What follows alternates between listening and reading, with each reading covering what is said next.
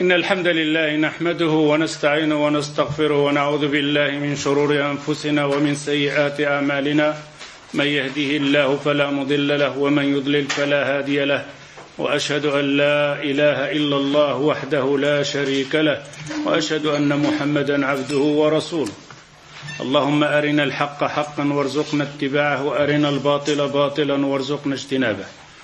طيب، كما وعدناكم أن هذه السلسلة المباركة ونرجو الله عز وجل التوفيق والسداد ألا وهي العقيدة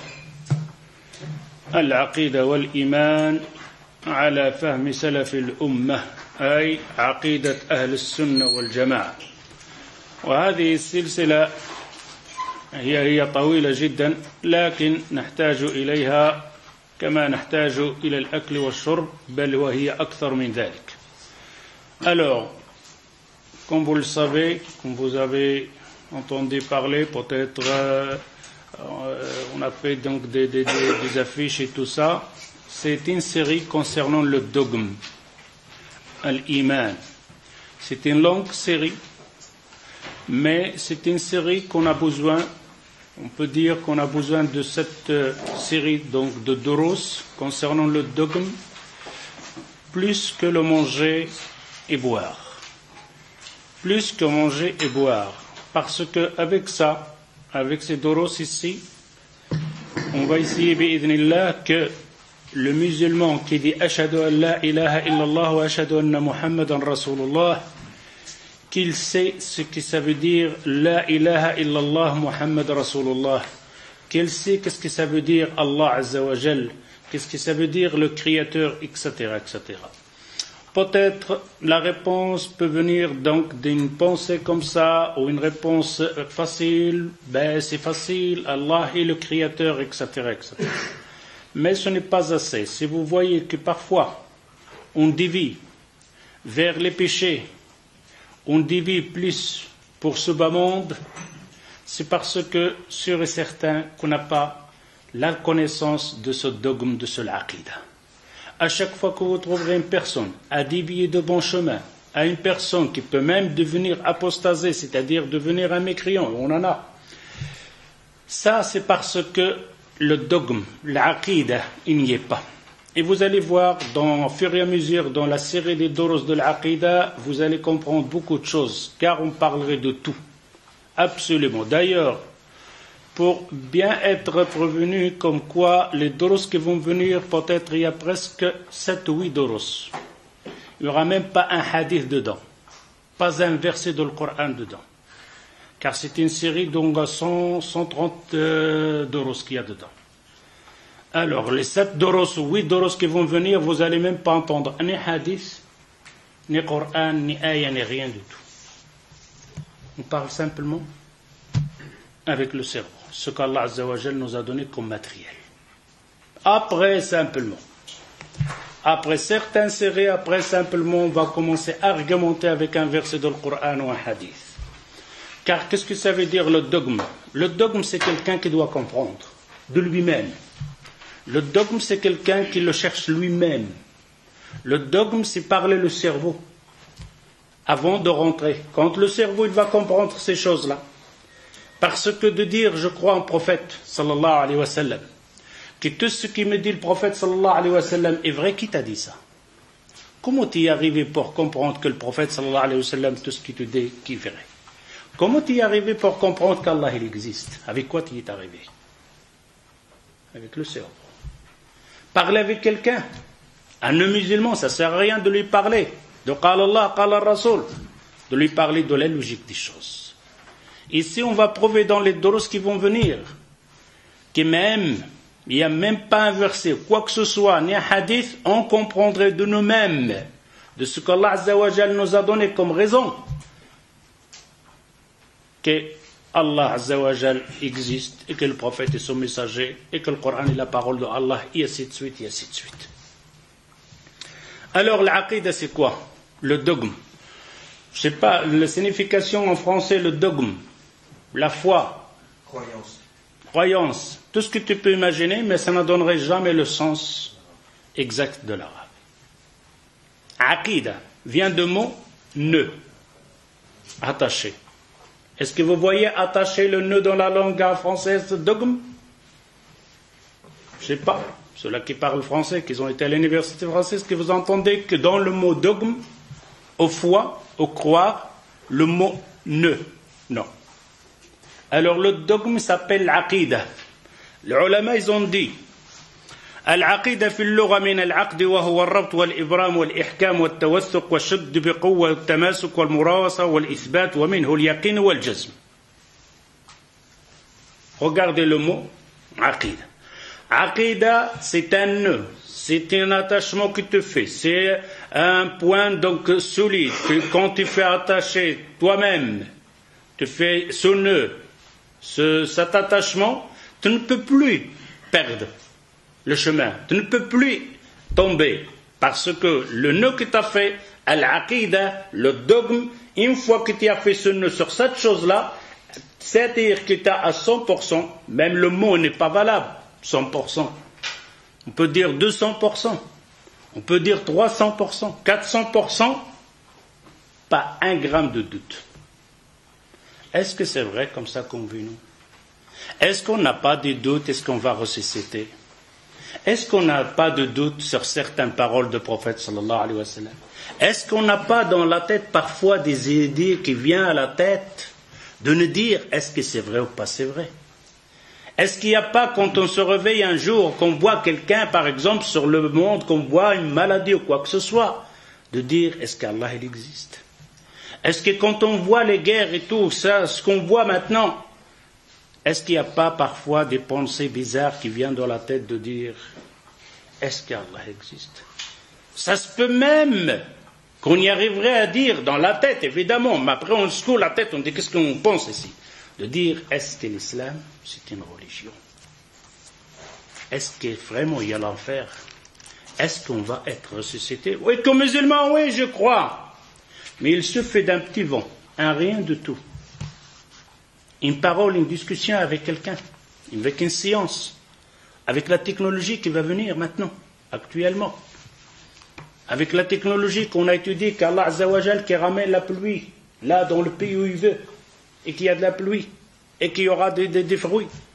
Dans la technologie, on va arriver, ce n'est pas Allah qui va ramener la pluie, c'est des gens. Il ramène le nuage à tel pied, il fait descendre la pluie où il veut.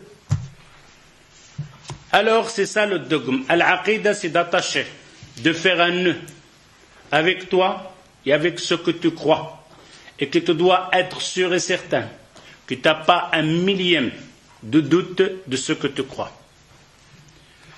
والعقد نقيض الحل ويقال عقده يعقده عقدا ومنه عقدة اليمين والنكاح قال الله عز وجل إلى غير ذلك ولا يؤاخذكم الله باللغو في أيمانكم ولكن يؤاخذكم بما عقدتم الأيمان عقدة.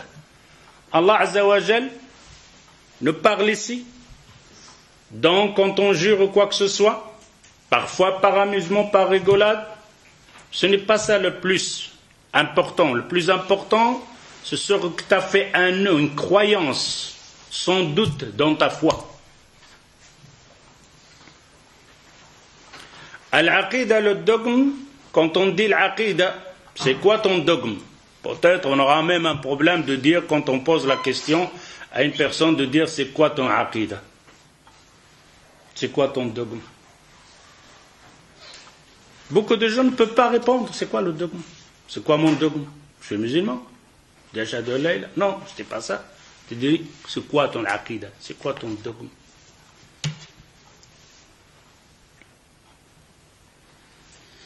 العقيدة في الدين ما يقصد به الاعتقاد دون العمل كعقيدة وجود الله وبعث الرسل وخلاصته ما عقد الإنسان عليه قلبه جازما به فهو عقيدة سواء كان حقا أو باطلا. L'aqida, le dogme, il n'y a pas d'action parfois dedans. Dans le dogme, dans l'aqida, parfois il n'y a pas d'action. Tu as une croyance, une aqida dans ta tête, c'est tout, ça s'arrête là. Par contre, de toute action, il y a un aqida. Dans la prière, il y a un aqida. Dans le pèlerinage, il y a un aqida. Mais dans l'aqida, il n'y a pas d'action parfois. Croire aux anges. Et après quoi? Rien. Je crois aux anges, khalas. Il n'y a pas d'action à faire. Je crois au prophète sallallahu alayhi wa sallam, qu'il est le messager après. Je crois à Allah, il existe, et après. Alors, dans le dogme, il n'y a pas une action à faire. Et cette action, c'est-à-dire cette aqidah, peut être bonne, peut être mauvaise, peut être juste, peut être injuste. L'aqidah, c'est quelqu'un qui croit quelque chose. Si vous prenez un chrétien, il a un aqidah, il a un dogme, il a une croyance. Que Jésus est le Fils de Dieu. C'est un aqidah. C'est un dogme. Le communisme, c'est un dogme.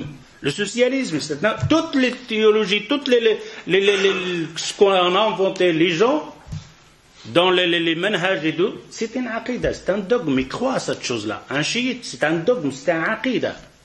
Alors l'aqidah, ça doit être quelque chose qui tu crois à 100%, que tu n'as aucun doute là-dedans, et que ça peut être juste, comme on a dit, ou ça peut être fausse.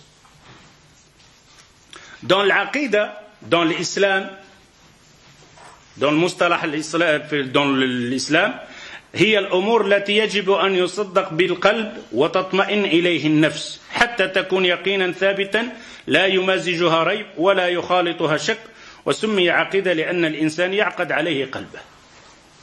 Dans le din, dans l'islam, c'est-à-dire ce nœud que tu vas faire, c'est entre ton cœur et l'islam, entre ton cœur et Allah, le Créateur, entre toi et le prophète sallallahu alayhi wa sallam. Cet attachement que tu fais, ce nœud que tu vas faire entre cette croyance dans ton cœur, il ne doit pas avoir de deux. C'est-à-dire que ton cœur soit apaisé. Soit apaisé à cette chose-là. Si tu fais un nœud, une croyance, mais que ton cœur n'est pas tranquille, tu n'es pas à l'aise à cette croyance. Pourquoi? Parce que peut-être tu as quelque chose comme doute là-dedans.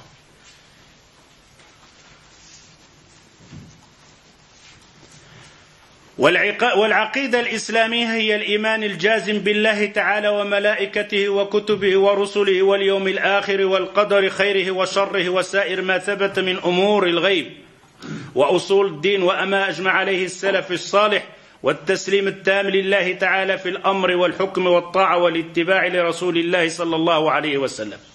العقيدة, c'est de croire en Allah. Al-Aqida, donc Aqida de musulman, de croire en Allah Azza wa Jal, de croire à ses anges, de croire aux prophètes, de croire al qadar, à la prédestinée. Ça va venir dans les leçons, dans les doros. Un champ de bataille que les gens font se massacrer à cause de ce dogme de l'qadar et al-qada, de la prédestinée. Est-ce que quand quelqu'un il commet un zina, est-ce que c'est lui qui l'a fait, s'il a voulu à son vouloir ou le vouloir de Allah Azza wa Jal? Est-ce que celui-là qui est mécréant, c'est Allah qui l'a voulu, c'est lui-même? Est-ce que je suis responsable de mes actions? C'est Allah Azza wa Jal qui m'a créé comme ça. Quand Allah Azza wa Jal a fait l'enfer et le paradis, il savait ceux-là qui vont à l'enfer et ceux-là qui vont au paradis. Et ainsi de suite. Ce qu'on appelle dans le qadar, ce qu'on va voir dans les doros qui viennent, Inch'Allah. والعقيدة الإسلامية إذا أطلقت فهي عقيدة أهل السنة والجماعة. Quand on dit l'aqida, stop, qu'on parle, on parle de l'aqida de qui? De l'aqida de Ahl al-Sunna wal Jama'a. On parle de l'aqida, de dogme de Ahl al-Sunna wal Jama'a. On ne parle pas de l'aqida du soufisme, des Darqawiyin, des Tijaniyin, de l'Mu'tazila, de l'Khawarij, ila ghayri dhalik, de Rawafid, des Chiites, non. Quand on parle de l'aqida sans rajouter un mot, on parle à ce moment-là de l'aqida de Ahl al-Sunna wal Jama'a à la fahmi salaf al-Ummah. Ahl al-Sunna wal Jama'a, peut-être dans vos questions, c'est quoi ça veut dire ça, ce Ahl al-Sunna wal Jama'a, à la fahmi salaf al-Ummah. Le mot Sunna vient quand on a inventé le mot Shia, le chiisme. On a dit Sunna. Les chiites, c'est-à-dire ceux-là qui se tient à Ali et à Al-Bayt. Et alors, pour se distinguer de cette pensée qui est fausse, parce que s'il y a quelqu'un qui aime Ali et Al-Bayt, c'est les Ahl al-Sunna wal Jama'a. D'ailleurs, les chiites, vous ne trouverez même pas un hadith dans leurs livres, dans leurs savants qui parlent donc de Fatima comme ils parlent Ahl al-Sunna. Tout ce que vous allez trouver, des bénéfiques, qu'on a parlé de Ali, Fatima, Radiya, Hassan ou Hussein, on le trouve dans les livres Ahl al-Sunna wal Jama'a. Quand un chiite te dit Ali, là, comme ça, le prophète, tu lui dis, tu l'as trouvé où? Dans ton livre, à toi? Dans ton livre, dans Sistani ou je ne sais pas quoi. Non, dans vos livres, Al-Sunnah wal-Jama'a. Nous qui a parlé de Ahl al-Bayt. Nous qui a transmis les bienfaits de Ahl al-Bayt. Alors quand on dit Al-Sunnah wal-Jama'a, c'est-à-dire les gens qui suivent les traces des compagnons du prophète sallallahu alayhi wa sallam.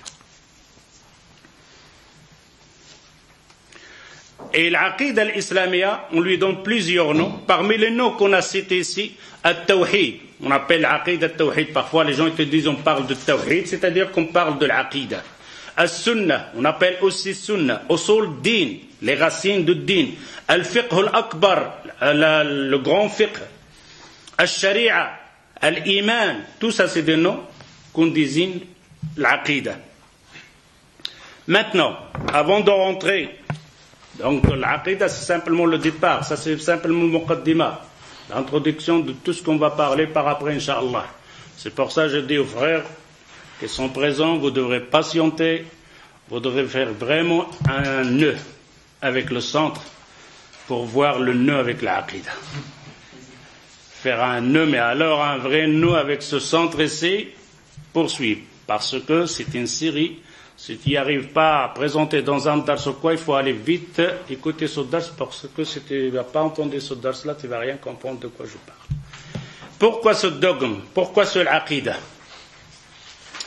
Ce aqida, comme je disais, c'est pour que la personne, de lui-même, à l'intérieur, vit tranquille, vit calme. Qu'il n'a pas de perturbations dans sa tête, il n'y a pas de nuages dans sa tête, dans sa croyance. Car on va citer ici un sha'ir qui a beaucoup de gens. Peut-être il n'a même pas tous les problèmes, mais il a les mêmes problèmes. Peut-être on est assis ici, on a les mêmes problèmes que lui, il a. Ce sha'ir, ce poète, il s'appelle Ilya Zahir Abu Madi. Celui-là, il s'appelle Ilya Zahir Abu Madi. Lui, il en avait des problèmes avec son dogme, avec son aqida. Et alors il fait un poème pour se poser certaines questions. Alors il dit, dans son poème, le poème il est grand, mais simplement je l'ai abrégé parce que ça prendrait beaucoup de temps pour traduire tout ça, c'est des mots arabes, etc. جئت لا أعلم من أين ولكني أتيت ولقد أبصرت قدامي طريقا فمشيت. Regarde, lui il pose la question. جئت لا أعلم من أين ولكن أتيت. Je suis venu, je suis là, je suis présent. Je ne sais pas d'où je suis venu. Je ne sais pas où j'étais auparavant, avant que je sois ici. وَلَقَدْ أَبْصَرْتُ قُدَّامِ طَرِيقًا فَمَشَيْتُ. J'ai vu une route devant moi et je commence à marcher, la vie. وَسَأَبْقَ مَاشِيًا إِنْ شِئْتُ هَذَا أَمْ أَبَيْتُ. Et je vais rester marcher dans ce chemin. Je le veux pas, mais je vais continuer à marcher dans ce chemin. Tu vas continuer à vivre. كيف جئت؟ كيف أبصرت طريقي؟ لست أدري. Comment j'ai existé? Comment j'ai fait pour voir mon chemin? Je vois le chemin, la vie. Je vois, je marche. Je ne sais pas. La réponse pour lui, il ne sait pas. أجديد أم قديم أنا في هذا الوجود? Est-ce que je suis nouveau dans ce monde ou je suis ancien? J'existais avant que je vienne au monde. هل أنا حر طليق أم أسير في قيود? Est-ce que je suis libre? Je fais ce que je veux? Ou je suis attaché dans des chaînes, dans des obligations que je ne peux pas faire ce que je veux?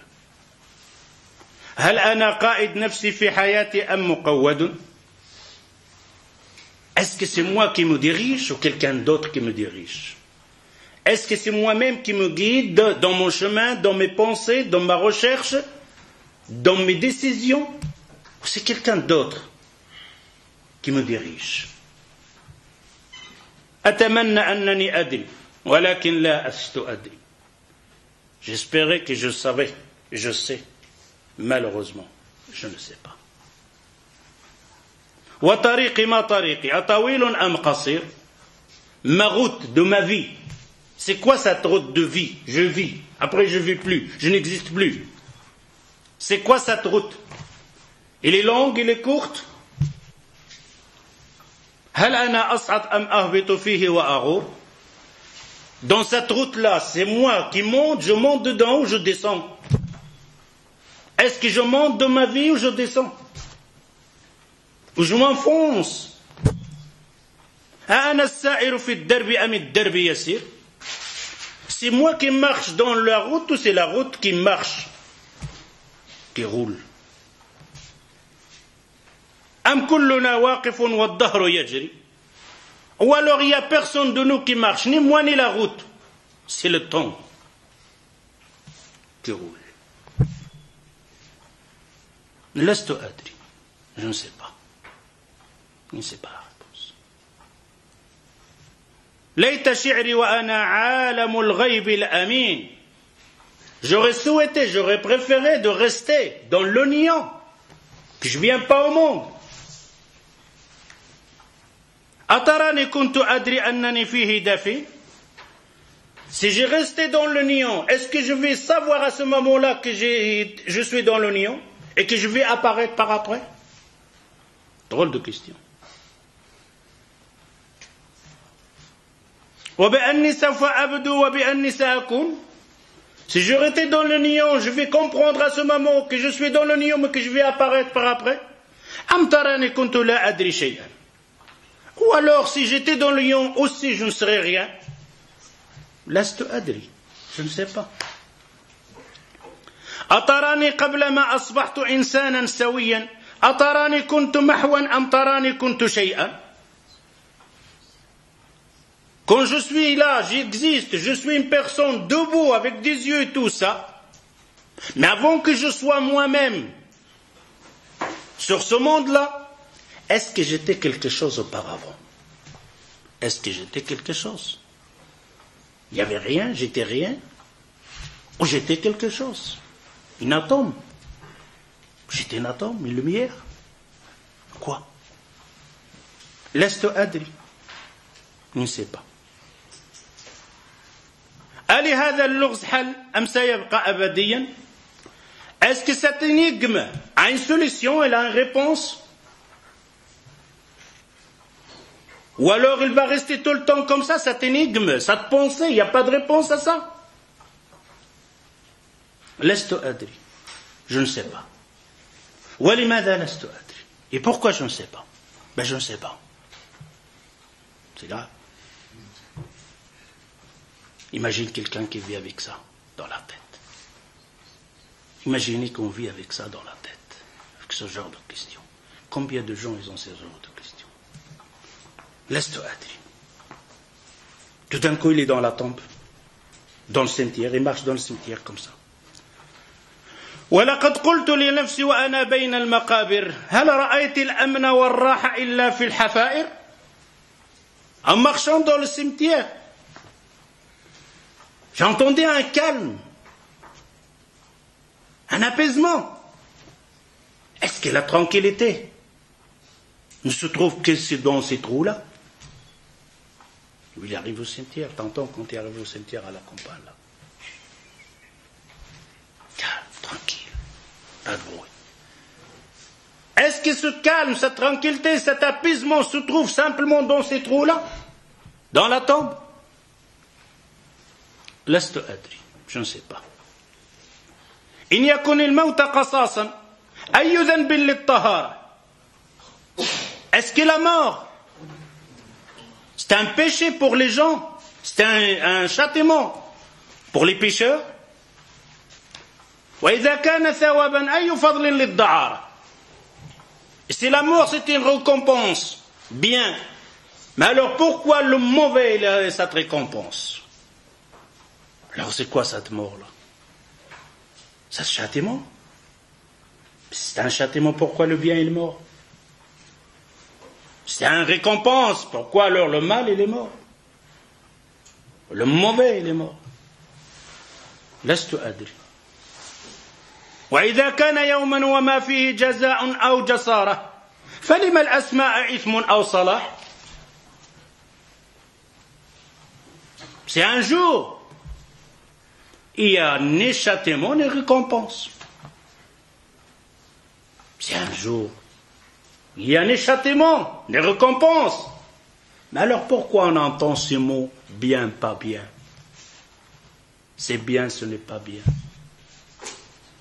Laisse-toi adri. Il ne sait pas pourquoi.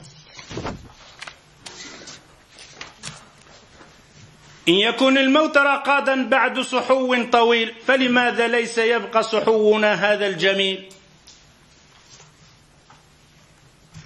C'est la mort. C'est un apaisement. Après un éveil long. Après un éveil long. فلماذا ليس يبقى صحونا هذا الجميل. Mais alors pourquoi on ne resterait pas comme ça dans le temps? Pourquoi? ولماذا المرء لا يدري متى وقت الرحيل. Et pourquoi la personne ne sait pas quand il va voyager, quand il va partir. ومتى ينكشف السر فيدري. Quand ça va apparaître sous cette énigme, il va savoir à ce moment-là. لست أدري. Il ne sait pas. إن يكن الموت هجوعا يملأ النفس سلاما وانعتاقا لا اعتقالا وابتداء لا ختاما فلماذا أعشق النوم ولا أهوى الحمام ولماذا تجزع الأرواح مني. Si c'est la mort, quelque chose de bien, de tranquille, il y en a qui ont cette pensée-là. Même ils souhaitent de mourir, même ils se pondent, ils meurent en croyant qu'il va s'apaiser. Et croyant de faire le grand saut, il va être tranquille. Combien de gens? Et lui aussi, il dit, c'est la mort, c'est un calme, un tranquillement. Pourquoi les gens n'aiment pas la mort?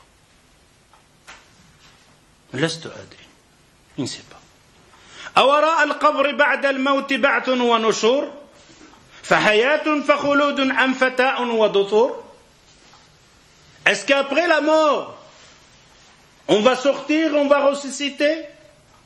Ou alors il n'y a plus rien. C'est simplement la mort, les os vont moisir, et après c'est tout. Il n'y a plus rien. أكلام الناس صدق أم كلام الناس زور. Ce que les gens disent, racontent sur ces choses-là, c'est vrai ou c'est faux? أصحيح أن بعض الناس يدري. Est-ce que c'est vrai? Certaines personnes connaissent la vérité. Laisse-toi adri. Il ne sait pas. إن أكن أبعث بعد الموت جثمانا وعقلا أترى أبعث بعضا أم ترى أبعث كلا. Si moi je vais être ressuscité avec un corps et un cerveau, est-ce que je serai ressuscité complètement ou simplement une part de moi qui va être ressuscitée, pas tout à fait complètement? أترى أبعث طفلا أم ترى أبعث كهلا. Est-ce que je serai ressuscité un enfant, quelqu'un de vieillard? ثم هل أعرف بعد الموت ذاتي. Quand je serai mort, est-ce que je vais reconnaître mon corps? Ou quand je serai ressuscité, je vais me reconnaître moi-même, de dire c'est moi? Laisse-toi adri. Il ne sait pas. Alors imaginez quelqu'un qui vit avec ça. Imaginez quelqu'un qui vit avec ça. Lui, il a ce genre de questions. Nous autres, on a des autres questions avec la parole de Allah Azza wa Jal. On a des questions avec les hadiths du prophète sallallahu alayhi wa sallam. Prenons simplement un exemple. Le prophète sallallahu alayhi wa sallam dit que la personne dans sa tombe, qu'est-ce qu'elle a? Quelqu'un qui est mauvais. Le tombeau se serre sur lui, ses os se joignent. Mais alors, quelqu'un qui a été brûlé, quelqu'un qui a été mangé par un poisson, quelqu'un qui a été déchiqueté des petits morceaux, chaque morceau où il en est, c'est quoi la tombe pour lui? Et ainsi de suite, comme question. On va voir par après, avec ce genre de questions. Alors, c'est ça le dogme. Le dogme, c'est pour enlever tout ce genre de questions. Al-Aqida,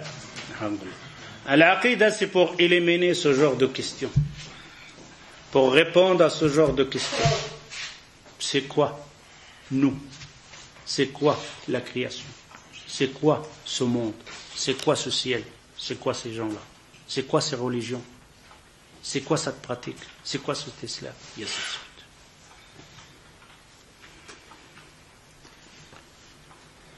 العقيدة تعد من أصول الإسلام والإسلام فيه أصول وفروع فالفقه من فروع والعقيدة من الأصول. Dans l'islam, dans la religion, on a les racines et on a les branches. Et la aqidah, c'est les racines de ces branches. Tout ce que tu fais par avant comme action, c'est des branches. Et la racine de ces branches, de cette pratique, de cette croyance, c'est l'aqidah, le dogme. فإذا صحت العقيدة صح العمل وإذا فسدت العقيدة فسد العمل فإذا اعتقدت مثلا أن الله تعالى قبض قبضة وقال هذه إلى الجنة ولا أبالي وقبض قبضة وقال هذه إلى النار ولا أبالي والقضية انتهت هذه العقيدة تثبت همة المؤمن فلهذا الحديث تفسيرا أيضا. Alors si ton dogme il est bien, c'est le aqidah, le dogme des personnes il est bien, ses actions sont bien. Si son aqidah, son dogme n'est pas bien, ses actions ne sont pas bien.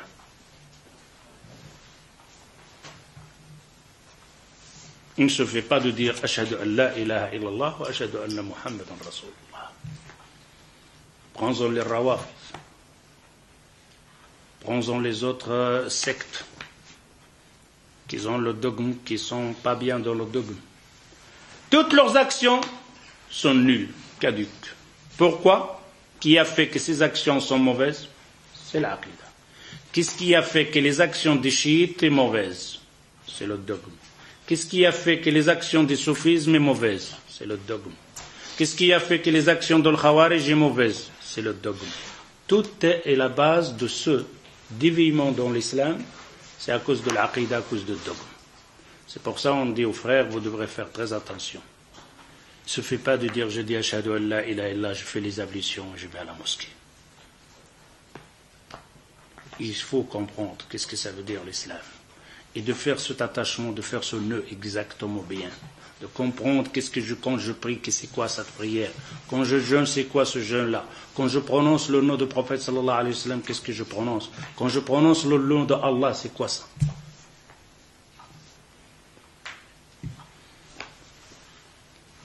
Par exemple, si vous prenez un hadith et tu dis ici, on entend un hadith qui dit Allah Azza wa Jalla, il a pris une poignée donc des créations des humains et des djinns. Il a dit cela au paradis et je ne me soucie point. Il a pris une autre poignée, il a dit cela à l'enfer et je ne me soucie plus. Et le hadith authentique. Qu'est-ce qui te fait ce hadith-là? Il te donne courage pour travailler? Il te démolit carrément. Allah a déjà décidé. Ceux-là, c'est l'enfer, ceux-là au paradis. Qu'est-ce qu'on fait là? Pourquoi on est là, nous autres? Par contre, si on va dans le dogme, l'aqidah, on va voir une réponse à ce hadith. Quel prophète sallallahu alayhi wa sallam va répondre à ce hadith? Mais ce n'est pas le moment. Comme on a dit, on parle simplement ici dans la logique des choses. As-sabil ila hadihi al-aqida. Comment acquérir ce dogme? Comment arriver à ce dogme? Comment arriver à cette aqida, à cette croyance?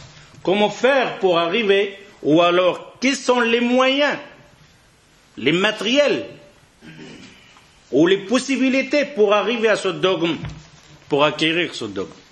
Les ulama te disent al-asas al-fikriya al-salima.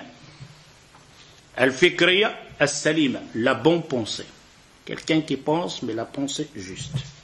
Al-buhuth al-qawima.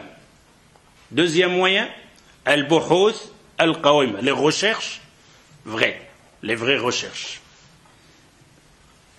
Wal-buhuth al-ilmiya al-qawima. Et les recherches scientifiques justes. Wal-ihsasat al-fitriya al-sadiqa. Et les sentiments d'une personne qui sont véridiques. Wal-akhbar al-yaqin al-thabita. Et les nouvelles qui étaient véridiques. Voilà les 5 moyens pour arriver. Al-fikr al-salim.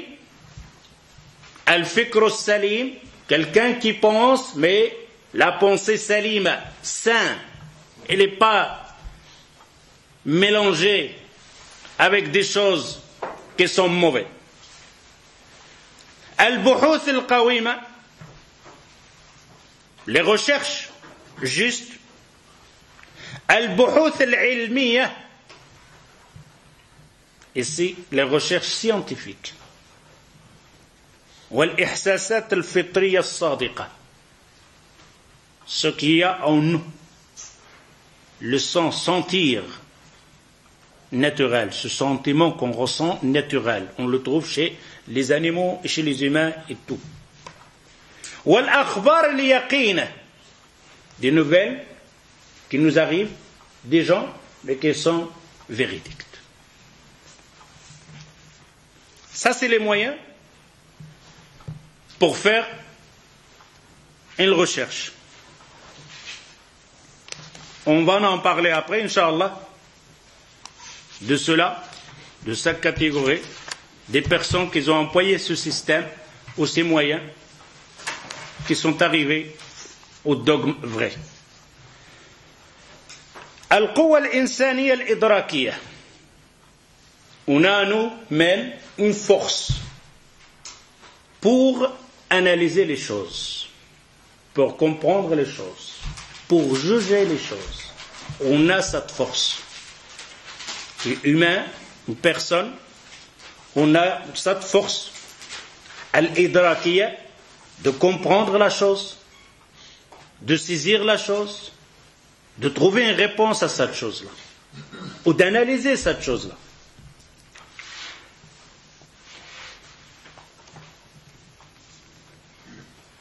Et cette force-là, on a en nous-mêmes à l'intérieur.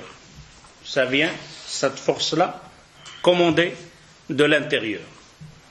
Et qui la commande deux pièces maîtresses. Ici et ici. On va voir après dans le Doros, comment on appelle l'aql. Hein? La raison. Est-ce qu'elle est ici ou elle est ici? Eh bien c'est faux, il est ici. On va voir la raison. Il est ici. Il est aussi ici. Et c'est une chose que personne ne comprend, les médecins. D'ailleurs, je regardais un reportage sur le Jazira al-Watha'iqiyya, et alors on parlait de cœur et la tête. Et alors, ils n'arrivaient pas, des chercheurs, des grands savants des cerveaux, al-Buhuth al-Ilmiya al-Qawima. Un exemple, des recherches, des appareils, des médecins, de tout, des philosophes. Et après, on trouvait des matières chimiques qu'on appelle la raison qu'on a dans la tête, se trouve aussi dans le cœur. Ils trouvent à l'intérieur du cœur une pièce qui ressemble au cerveau. Vous avez vu le cerveau? Eh bien, à l'intérieur du cœur, il y a une image d'un morceau de viande qui ressemble à ce cerveau, à l'intérieur du cœur. Et c'est lui-même qui transmet tout. Nous autres, on savait ça, on avait parlé de ça, les ulama de l'islam, ils ont parlé. Est-ce qu'il paraît, il y a un lien entre la tête et le cœur? Il y a un échange. Il y a un circuit. C'est le cerveau qui envoie au cœur, mais est-ce que c'est le cœur qui reçoit? Non. Ils disent c'est le cœur aussi qui l'envoie à la tête. Cette force-là, pour comprendre les choses, on l'a ici et ici. D'ailleurs, dans l'image, ils ont fait simplement le cœur et la tête avec la main comme ça. Ce sont la main. Ils ont dessiné la tête, le cerveau, et le cœur avec une main comme ça. Il se tient. Et un autre médecin, il a fait simplement une circulation. Que le cœur et la tête, ils sont à l'intérieur. Maintenant, est-ce qui a le plus de puissance? Ils ont dit le cœur.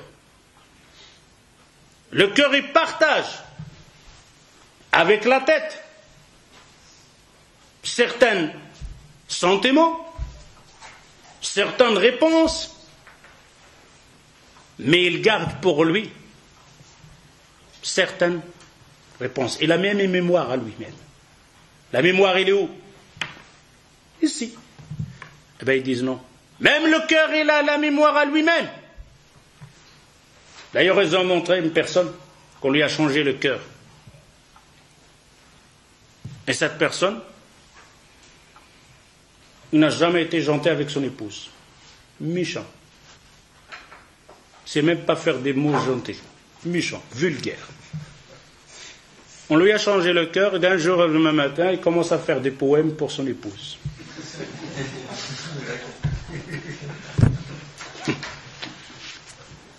Et la personne par lui-même, il l'a montré, la personne lui-même, un vieillard un peu vieux, avec son épouse. Il dit, on n'a rien compris. Son épouse, il dit, j'ai jamais vu ça. Après, il est sorti de l'hôpital, et il me regarde, il me serre, il commence à faire des poèmes, ma femme, mon épouse, etc. Il chante là. Ils ont cherché, qu'est-ce qui s'est passé? Est-ce qu'à cause de... Mais non, lui, il n'arrive pas, parce que lui, il avait horreur de prendre la plume, le crayon, écrire quelque chose. Horreur, il ne doit jamais écrire, lui. Et là, il reste dans le jardin 10 heures, écrire des poèmes pour son épouse. Il dit, on est retourné chez le médecin pour lui poser la question, est-ce qu'il y a moyen de se comprendre? Et le médecin, il dit, oui, il y a des savants qui disent que le cœur, il a aussi une mémoire lui-même, et qu'il a aussi une raison à l'intérieur lui-même, il y a comme un genre de cerveau dans le cœur, etc. Et le médecin, il dit, si vous voulez voir la famille de celui qui vous a prêté le cœur, là, il lui a donné l'adresse et tout ça. Prends la voiture, se dirige vers la famille de cette personne qui est morte, qui a donné son cœur à l'autre. C'était un poème qui faisait des poèmes. Faisait des charges. Il était le plus gentil que tu peux imaginer dans la famille. Et quand elle a été chez un autre médecin, ils ont commencé à expliquer comme quoi le cœur, quand on l'enlève, il prend avec lui certaines mémoires dans l'intérieur, dans le cœur.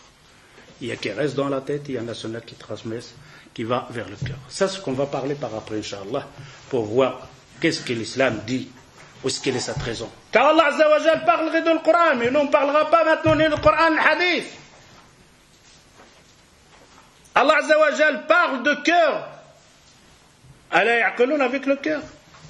Il parle le cœur. Et parfois il parle à la tête. Dans le Coran, mais ça nous autres on en parlera par après.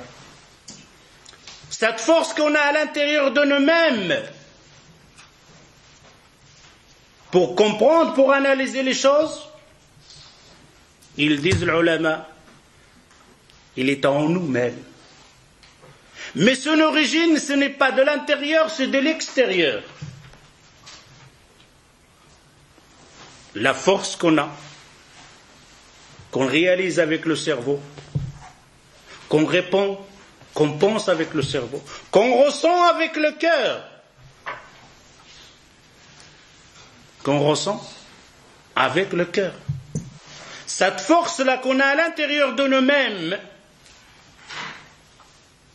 il a reçu cette connaissance ou cette force de l'extérieur. Cette force qu'on a à l'intérieur, il a 5 fenêtres à l'extérieur. Et les 5 fenêtres, c'est avec ça qu'il reçoit, qu'il s'enrichit, cette force qu'on a en nous-mêmes.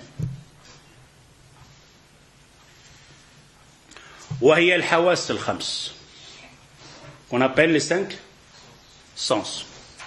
Parfois, il y en a le 6e sens, c'est là, le 6e sens. Mais pour le moment, on resterait avec 5. Les 5 sens, c'est les fenêtres de cette force qu'on a à l'intérieur de nous-mêmes. C'est avec cette force qu'on analyse les choses, mais on les a reçues de l'extérieur. Pourquoi on parle de ça? Comme je vous ai dit, certaines, les leçons qui vont venir, ne vont parler que de ça. Je vais ramener tous les grands savants du monde entier. De l'astrologie ou de l'astronomie, de la mer, de tout ce que vous pourrez imaginer, des grands médecins, des grands ulama, parleraient que de ça. Pourquoi? Parce que quand on aura compris ça, on y arrivera à se poser la question, c'est quoi Allah? C'est comment Allah? Il est où Allah? C'est avec ça. Alors les 5 sens ici, c'est-à-dire hassat al-basar, la vue, hassat al-sam', deuxième fenêtre, l'ouïe, l'entendre, hassat al-sham, sentir, wa hassat al-dhawq, goûter, wa hassat al-lams, le toucher. Ça, c'est les 5 sens. Mais on a des autres sens que aussi travaillent, qu'on appelle aussi, que ça te force aussi, ces fenêtres à travers, c'est des choses réactionnaires. Karrida, wal-ghadb, wal-hub, wal-karahiyya. Ça aussi, c'est des fenêtres très importantes. Aimer, c'est une fenêtre. Comment aimer une chose, ne pas aimer une chose. Tu le ressens à l'intérieur de toi. Haïr une chose, tu le ressens à l'intérieur de toi-même. Se mettre en colère, c'est une fenêtre. Comment tu te mets en colère? Être satisfait. Comment tu es satisfait? Tu te sens en toi-même que tu es satisfait. Ces choses aussi, c'est des forces. Qu'on analyse les choses avec.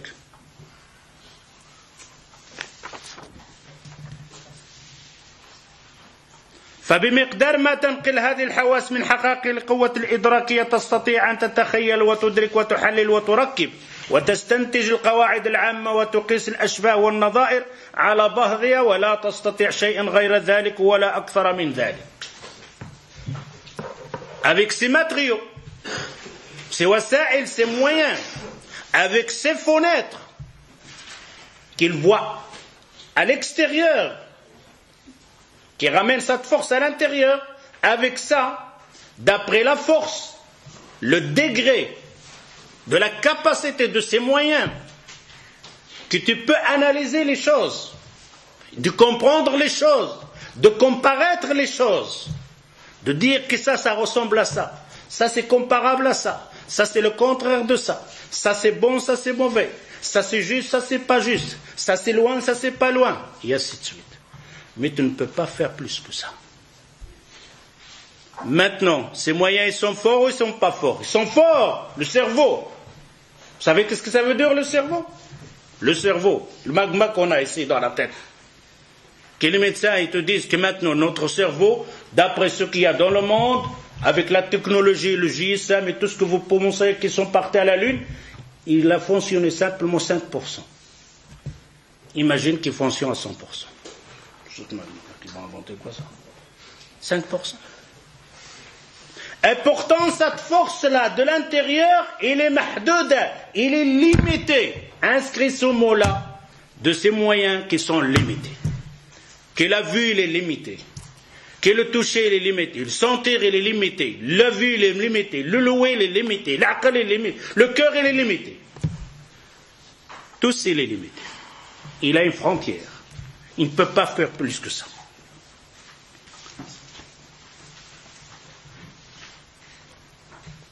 Prends-en pourquoi ils sont limités. On a dit qu'on a une force de l'intérieur, de cœur et de la tête, de raisonnement qu'on a dans la tête, le raisonnement qu'on ressent avec notre cœur. C'est avec ça qu'on travaille. C'est avec ça qu'on analyse les choses, qu'on vit. Mais ils sont limités. Prends-en par exemple un aveugle. Quelqu'un qui est né aveugle. Une fenêtre qui s'est fermée. Une fenêtre vient de se fermer. C'est la vue. Est-ce qu'on peut expliquer à cette personne qui est aveugle que son sang il a une couleur rouge? Est-ce qu'il peut comprendre? Jamais. Il ne comprendra rien. Absolument rien. Même on ramène les plus grands savants du monde entier, on se mettra tous ensemble de lui dire ton sang il est rouge. Oui, j'entends, le sang il est rouge. Mais c'est quoi le rouge? Il est comme le rouge. Absolument rien. Même quand il ouvre les yeux et on lui pose les couleurs jaune, rouge, noir et rouge et on lui dit où est-ce qu'il est le rouge, il ne peut pas nous dire où est-ce qu'il est le rouge. Limité. Il ne peut pas, à l'intérieur de toi-même, tu ne peux pas travailler. Tu travailles simplement ce que tu as emmagasiné avec ces 5 fenêtres qui vont à l'extérieur et qui te ramènent tout cet enrichissement de la connaissance, de la science en toi-même. C'est avec les 5 moyens que tu as ici. Et même cet aveugle-là, s'il ouvre les yeux, on lui dépose toutes les couleurs, et on lui dirait ton sang il est rouge et tu as ici 3 couleurs, dis-moi où est-ce qu'il est la rouge. Il ne peut pas. Il peut déposer la main sur le jaune ou le noir. Par contre, s'il se blesse et que le sang il sort, il voit la couleur et te dit voilà le rouge. Maintenant, qu'est-ce qu'il a inscrit à l'intérieur de lui-même comme force en plus? Que son sang il est rouge, que la couleur rouge il est telle. Mais auparavant, il ne pouvait pas. La même chose dans tout le reste. Prends-en par exemple le goûter. Pour voir que tu es limité comme personne. Que tu as une force qu'Allah Azza wa Jal t'a donnée pour le comprendre, pour aller vers lui, mais tu es limité. Si on te dépose 2 pots un de sel et un de sucre devant toi, et qu'une personne n'a pas le goût, et on lui dit mets le sel dans la marmite, il met le sucre dans le thé, il peut? Il ne pourrait pas. Limité. Il ne peut pas goûter. Il n'a pas le goût. Il peut mettre le sel dans le thé. Car ce sont les mêmes choses que voilà. Par contre, s'il goûte avec sa langue, il va te dire voilà le sel, voilà le sucre. D'ailleurs, dans les pots maintenant, pour ne pas se tromper, il te fait sel, sucre.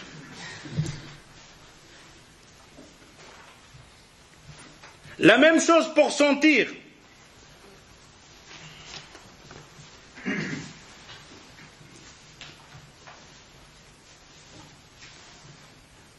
Alors, qu'est-ce qu'on a ici maintenant? On a une force de pensée, d'analyser les choses, de comprendre les choses, mais est-ce que ces pensées-là, d'analyser les choses, de réponses ici, sont limitées ou pas limitées? Limitées. Limitées avec ce que nous autres on a reçu, ce qu'on a emmagasiné. Maintenant, si on dit à une personne de s'imaginer, de faire libre imagination, d'inventer un animal qui n'existe pas, qu'on en parlera par après dans le mot de l'aql, d'inventer un animal qui n'existe pas. Vous pouvez? Non. Si, pourquoi? L'imagination libre, invente. Un oiseau spécial, l'inventer n'existe pas, vas-y. C'est un oiseau, il a des ailes en bois. Il a des pieds en œuf. Il a des yeux, des trous de lait. Il a le bec en sucre. Et ainsi de suite. Libre imagination. Vas-y, invente. Tu as inventé quelque chose qui n'existe pas. Mais tu es limité dans quoi? Là, maintenant tu as créé un animal spécial avec des pieds en bois.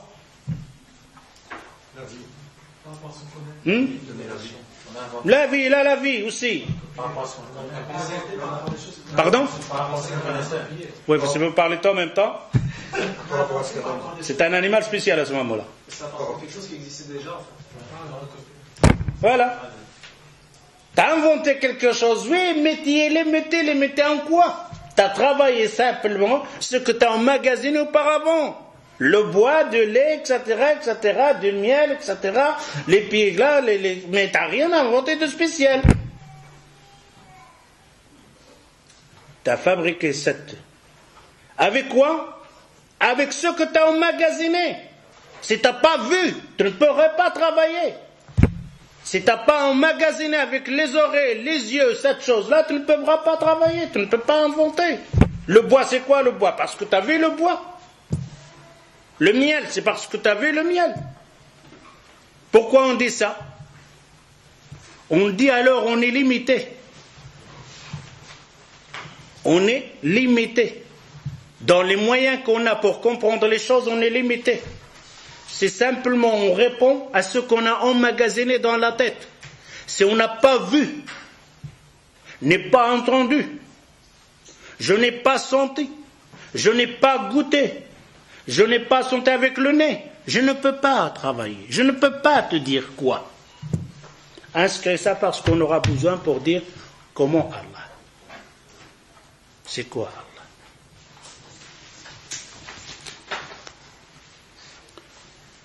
Allah? النقص في أجهزة الحس لدينا وما يدرينا لو منحنا بعض حواس أخرى.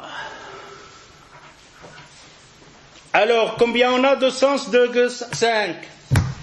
Et on est limité ou pas? Oui, on est limité.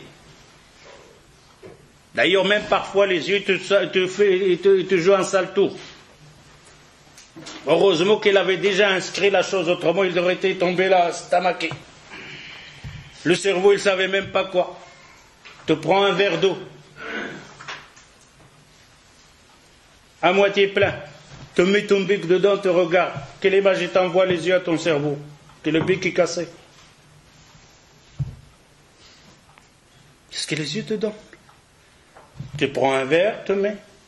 Tu vas voir le bic, il est comme ça. Il n'est pas tout droit. Le reflet de l'eau, il l'a cassé. Le cerveau, il dit, attends. Il dit, attends, ça va pas. Il n'est pas cassé. C'est simplement l'image de l'eau qui a fait ça. S'il n'a jamais vu ça, il n'aurait pas sorti le bec 2 fois, 3 fois, il aurait dit, ça va, le bec, il est cassé. Est-ce que cette image que les yeux nous a donnée est exacte? Le bec qui est dans l'eau, il est cassé? C'est faux. Il n'est pas cassé. C'est-à-dire qu'on est limité. Imaginez que nous autres, on a des autres qu'Allah Azza wa Jal nous a donnés. Des autres systèmes en plus sophistiqués. Qu'on ne voit pas nous autres, qu'on n'a pas en nous-mêmes. Tu ressens le sucre, le sel. Tu ressens cette chose-là, elle est douce ou pas douce. Tu entends, ça c'est le chien ou c'est le chat. Tu vois, ça c'est une femme ou ça c'est un homme. Mais imaginez maintenant avec les choses qu'on ne voit pas. Mais la science a inventé des matériels qu'on peut détecter ça. Un thermomètre. Il te fait le calcul de la température de la personne. Il prend un thermomètre, il le met ici. Il te dit il a 28 degrés de harara. Il met un thermomètre A, il fait 20 degrés en dessous de 0. Imaginez que cet matériel se ressent, on a en nous-mêmes. Tu touches la personne, 27 degrés de harara. Tu as vu quelle personne? Superman. Avec les 5 sens. Tu as des matériaux maintenant, les trucs là, spéciaux là, qui cherchent les rayons exo, quoi, le nucléaire là. Les rayons. Hein? Les radiations. Tu as vu l'appareil là? Oui. Radiation. Lui, il ne voit rien. Une radiation, il n'y a rien. Imagine qu'on a cet appareil en nous-mêmes, qu'Allah Azza wa Jal nous l'a fait en nous-mêmes. Et que tu marches comme ça. Ah, radiation ici. Imagine qu'en nous-mêmes, on a un aimant qui ressent où il y a le fer. Ah, tu le mets comme ça. Ah, il y a le câble d'électricité ici. Imagine qu'Allah Azza wa Jal nous a donné ce qu'ils ont les animaux plus que nous. Ronfler, sentir l'odeur. Tu sais, on ne vivra pas. On va tout faire, on va crever. Si on avait le nez de chien, il reçoit des kilomètres. L'odeur, n'importe l'odeur. Il lui fait une chemise comme ça. De quelqu'un avec les transpiré avec la sueur. Il lui fait comme ça, le chien va le suivre des kilomètres. Et imaginez qu'on a le nez du chien, on ressent ça, la sueur des personnes. On est là, on n'arrive pas. On va s'étouffer. Imaginez qu'Allah Azza wa Jal nous a donné des oreilles spéciales, plus sophistiquées que celles qu'on a maintenant. Les animaux parlent. Vous avez vu, entendez parler les dauphins entre eux? Vous les avez entendus, vous? Comment? Vous les avez entendus avec les oreilles, les dauphins? Et pourtant, les dauphins, ils parlent. Mais ils l'ont inscrit avec un appareil spécial. Car leurs oreilles sont limitées. Ils sont entre 20 et 20 000 de vibrations. En dessous de 20, on n'entend rien. Plus que 20 000, on n'entend rien. Et pourtant, ces bruits existent ici. Plein. Tout ça bouge autour de nous. Mais on ne voit absolument rien. Limité. Imagine qu'Allah Azza wa Jal nous donne ça. Qu'Allah Azza wa Jal a donné aux autres personnes. Parfois on a des trucs là de radar, ça on en parlera par après par moi, des grands savants. Ils appellent ça des radars. La chauve-souris, vous savez quel radar est là? Il ne se trompe pas. Il ne va pas chez le mécanicien, il est tombé en panne, le radar. Absolument rien, un radar inimaginable qu'Allah Azza wa Jalla a créé dans la chauve-souris. Un radar inimaginable. Et quelle vitesse? Comme ça. Le pigeon a un sens de direction à des kilomètres, à des milliers de kilomètres. D'ailleurs, la guerre mondiale, la première ou la deuxième, a été gagnée par les pigeons. Envoyez la lettre chez lui, hop, le pigeon jusqu'à l'autre côté. Les soldats, ils sont à telle place, petit, ça va pas. Le pigeon, vite. Comment il fait ce pigeon pour trouver ce chemin-là, traverser ces mers et tous ces milliers de kilomètres? Imaginez qu'Allah Azza wa Jal nous a donné ses sens. En plus que ces 5 sens. Les dauphins, quand ils parlent, on ne savait pas qu'ils parlaient, ils avaient une langue. Oui, maintenant on le sait, parce qu'il y a un appareil sophistiqué qui peut entendre plus que 20 000 vibrations. Alors on entendait les dauphins parler, oui. Imaginez qu'on avait ça. Imaginez que tout bouge ici maintenant, et qu'on entend ça. On ne va pas vivre. On ne peut pas vivre. Alors on est limité ou pas limité? On est limité.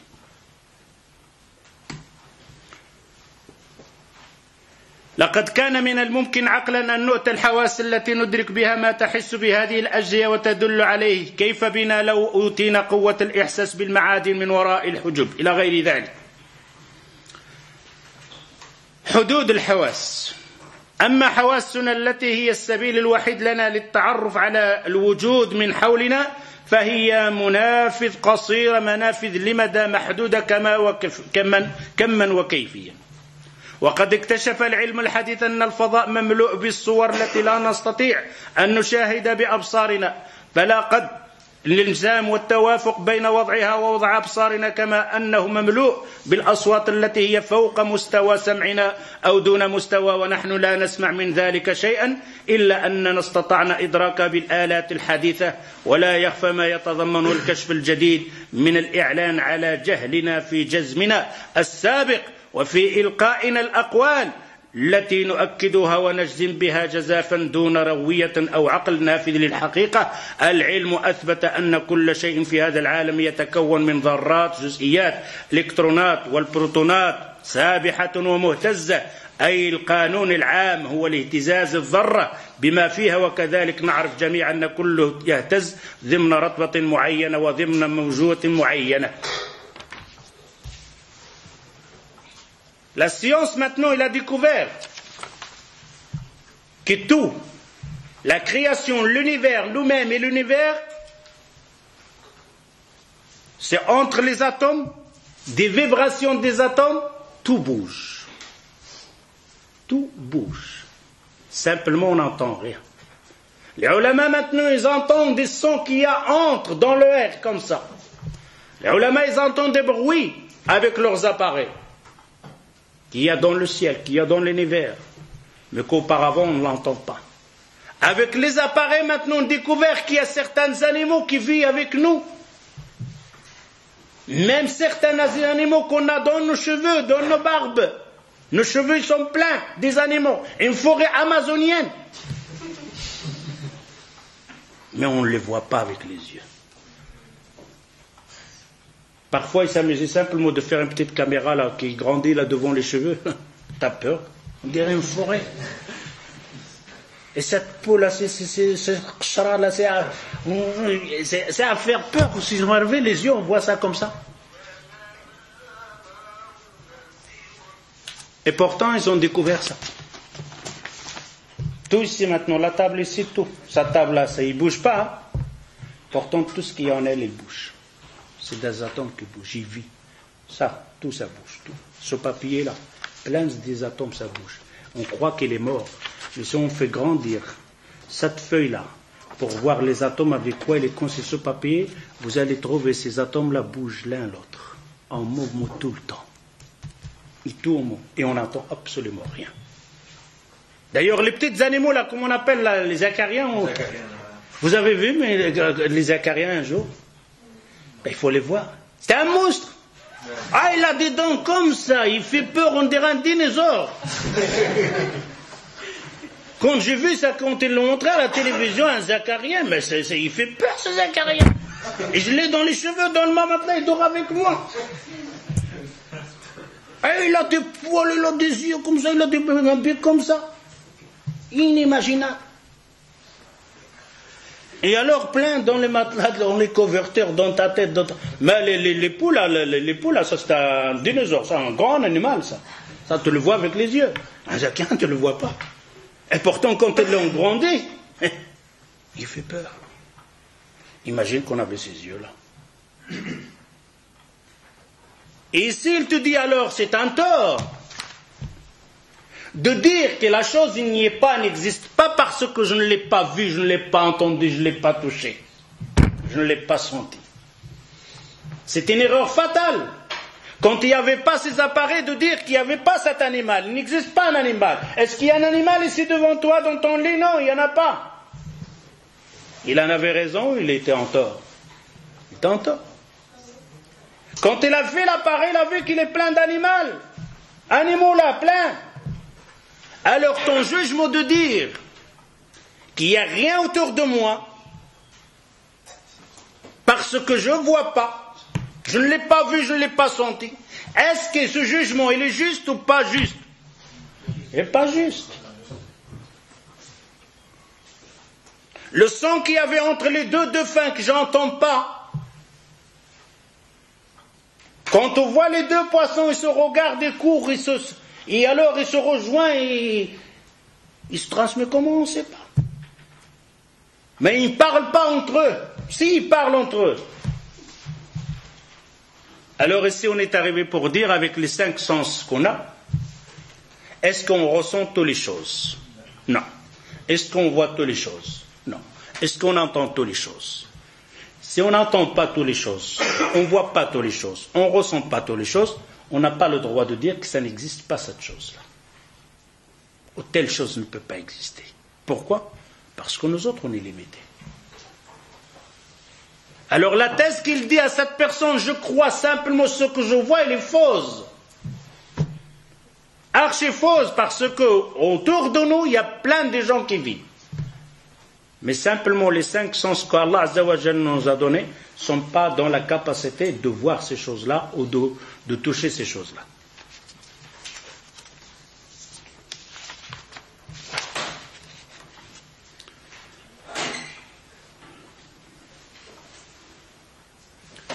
فمثلا حاسة السمع مقيدة بين عتبة السمع وعتبة الألم من 20 إلى 1020 ذبذبة في الثانية.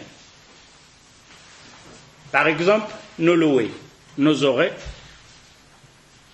car pour entendre tout ce qu'on t'entend, ma voix que tu entends maintenant que je parle, il est arrivé chez toi, si on va le filmer avec des appareils spéciaux, vous allez trouver des ondes, qu'on appelle ondes, amouages, des vagues. Et ces vagues-là roulent pour arriver le son chez toi. Le son, il arrive dans tes oreilles, il passe sur certains poils qu'on a dans les oreilles. Ces poils-là vibrent, et ces vibrations touchent un petit marteau, on a un marteau à l'intérieur aussi, c'est imaginable, je sais ce qu'il y a là-dedans. Vous allez voir un savant qui ne croit pas en Dieu. Il ne croit absolument rien, un grand savant de corps humain. Un jour, cette petite fille, il est venu devant lui, il a regardé les oreilles, il a fait comme ça, il n'a pas voulu voir. Parce qu'il connaît l'oreille. La nature ne peut pas faire cette oreille-là. Ces courbures comme ça, c'est comme ça, ici, le trou là, ici. La nature ne peut pas. Ben, il n'a pas voulu regarder dans l'oreille de sa fille. Tutu veut dire que lui, il n'y a pas de Dieu. Mais l'image de sa fille, lui envoie chaque fois comme ça. Comme Darwin, il s'énervait quand il voyait comment on appelle le taos? Le porc. Ah, il s'énervait, lui, quand il voyait ce décor-là. Parce qu'il n'arrive pas à l'analyser où il vers lui. On va parler encore donc de la thèse darwinienne, des animaux darwiniens, de la tricherie, des mensonges qu'ils ont fait là, les grands savants. Même maintenant encore, ils continuent. Alors nous autres, ces vagues, ces ondes, Les oreilles qu'on a, nous autres, c'est entre 20. 20, on n'entend rien. Plus que 20 000, qu'est-ce qu'on en va? On va éclater. Il va s'éclater. Khalas. Le son est trop aigu. Mahdoud. Limité. De 20, tu n'entends rien. 20 000, tes oreilles explosent. Tu as vu ceux-là qui ont la voix aiguë, là, cassent des verres à des distances, tellement que la vibration elle est plus élevée, il casse le verre comme ça, tantôt, exploser avec la vibration de son son, rien avec sa gorge. Alors, pourquoi on dit ça?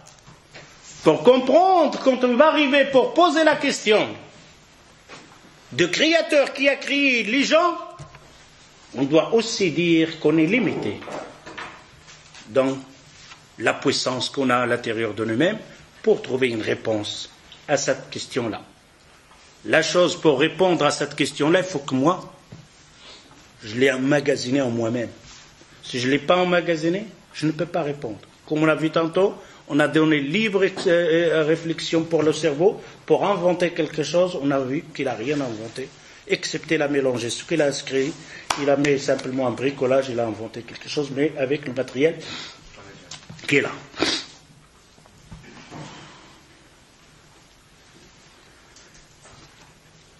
أي أن الأذن البشرية لا تدرك إلا 11 سلما ونصف من أصل بلايين السلاليم الصوتية.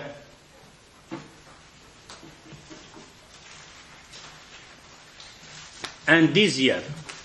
Nos oreilles détectent les sons d'un dixième des milliards de sons. Des milliards de sons qui existent dans le monde. Et nos oreilles, c'est un dixième des milliards et des milliards de sons qui existent. Alors imaginez cette limitation qu'on a avec les oreilles et les yeux pour trouver une réponse à ce qui va venir par après.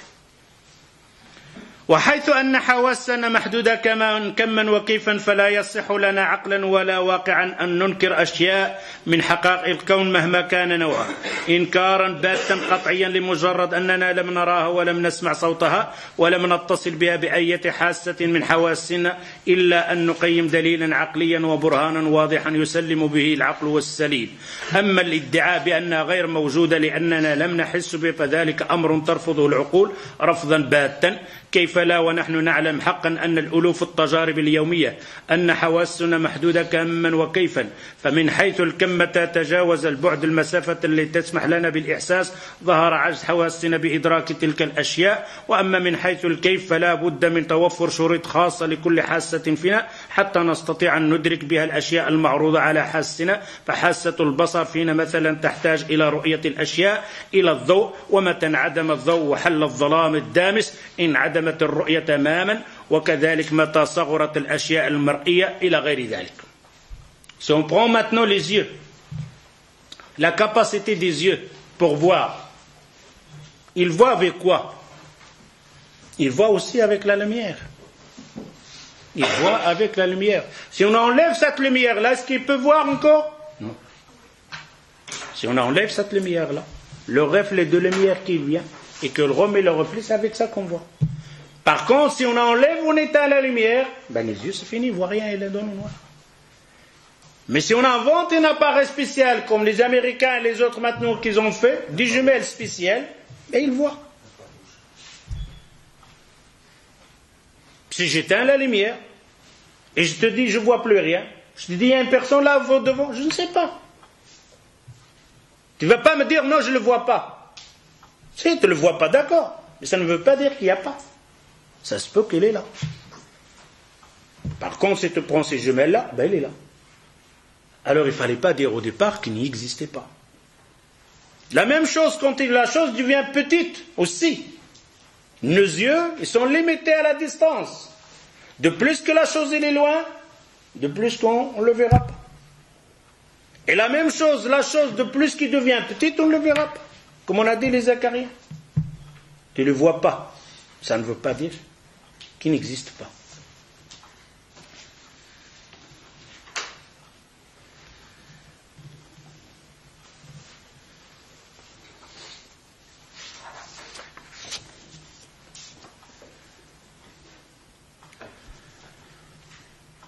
ومن ذلك يستحيل علينا أن نتخيل حقيقة الدار الآخرة وما فيها من صور الأنام لم نتصل بأي شيء مما فيها عن طريق حواسنا. Et c'est pour ça on ne peut pas répondre ou de dire comment il est au-delà. Car les 5 sens qu'on a ne sont jamais arrivés là.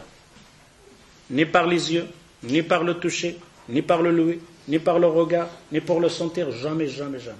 Est-ce qu'à ce moment-là, on peut avoir nous-mêmes, avec la capacité qu'on a de voir ces choses, de comprendre ces choses, ou de parler de ces choses-là? Impossible. Impossible, pourquoi? Parce que ce n'est pas inscrit en nous-mêmes.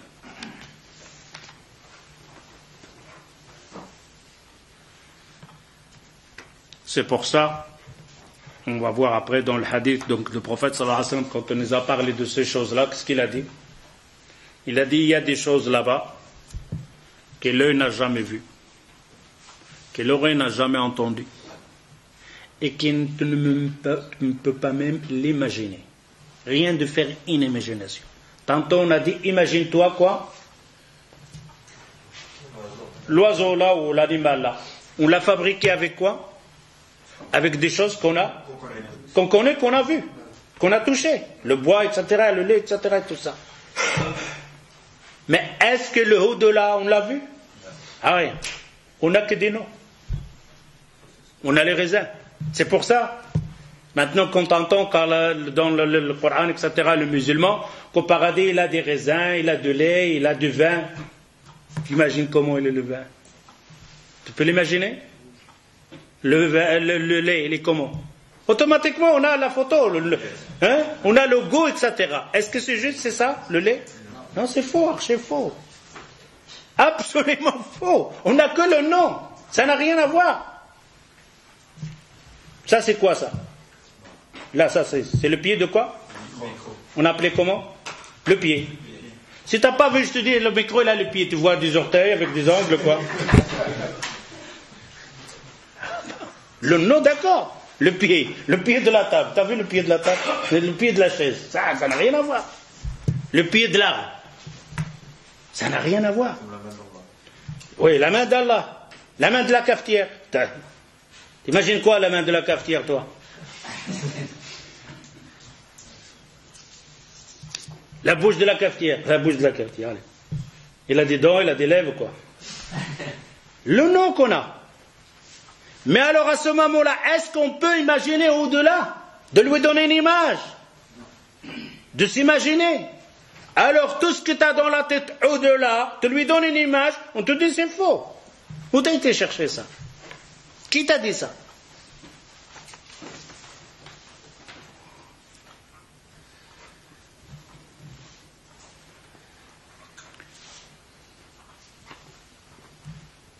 Al-aqlu wa hududuh. Ici, on va parler à ce moment-là, et je crois qu'on va le laisser par, après, Inch'Allah, le cerveau. C'est quoi? Le cerveau qu'on a dans la tête, ses capacités et ses limites pour comprendre l'univers et comprendre le reste. J'arrête ici, Inch'Allah. نكتفي بهذا القدر إن شاء الله. سبحانك اللهم وبحمدك أشهد أن لا إله إلا أنت أستغفرك وأتوب إليك والسلام عليكم.